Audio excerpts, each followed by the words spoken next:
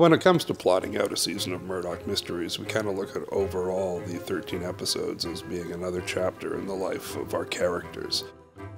You and Darcy have parted. Yes.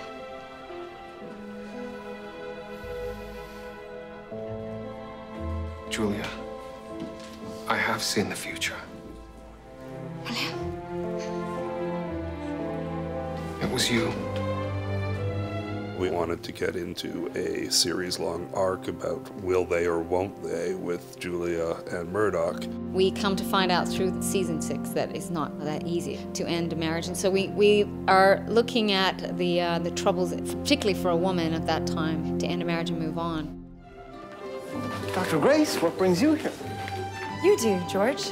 Me? Well, I thought you had a party with your friends. None of my friends are quite as stimulating as you. Shall we get a drink? Yes, absolutely. Maybe we could squeeze in a dance before the fireworks. That sounds most splendid. We decided this season to investigate a little bit of burgeoning romance between Detective Crabtree and our new coroner, Dr. Grace. They really have a soft spot for each other. She's highly educated, very accomplished, especially for such a young woman. And Crabtree's got a healthy self-image, but he's aware of the social implications of that. And he doesn't want to overstep any boundaries. They go on investigations together, and that's where you get to see a little more of that because they have their alone time. And we also wanted to sort of track Bracken Reed's what we call midlife crises. Is he satisfied just sitting behind a desk, or does he want to do something else with his life?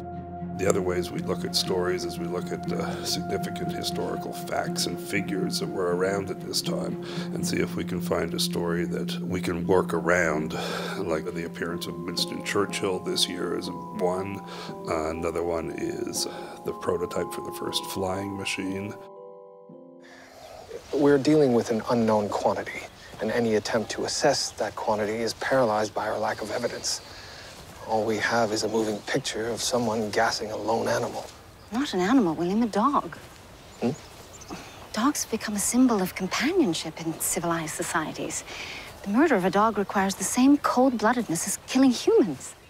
And in terms of other things, we look at thematic ideas such as the beginning of psychological profiling, something our character, Dr. Ogden, takes on this year. When we come back to season 6, Julia Ogden's been off in Vienna studying with Freud, and so she comes back around 3-4 months later, and she's actually running the asylum, which we now know as CAMH in Toronto. And so I'm now a psychologist, and I work alongside Murdoch in profiling the cases. I'm going in. Sir, you should wait. There are more men on the... He has Julia.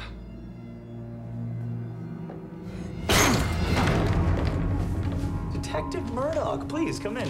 Where is she? You thought I was gonna tell you? Oh, Detective, you are wasting such precious time. You should have tried to find her, not me. I'm afraid Dr. Ogden only has less than an hour to live. Where is her?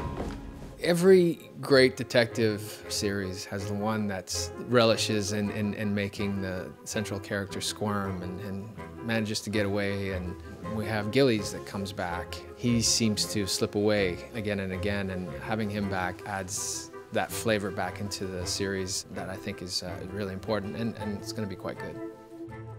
When you see it, you don't know when it was shot, because it's a period piece, and I think most Canadian TV you see that's contemporary, there's always, oh, that's Canadian, but this could be shot in England, could be American, could be Canadian. I think there's a timelessness to it. There are universal themes, you know, you have crime, you have drama, you have great characters, you have a bit of lighthearted stuff, you have a bit of relationship stuff, you know, you have emotional investment, and then you have some story threads that carry on from year to year, and then you also have a show that's somewhat contained or formatted where things get resolved every episode.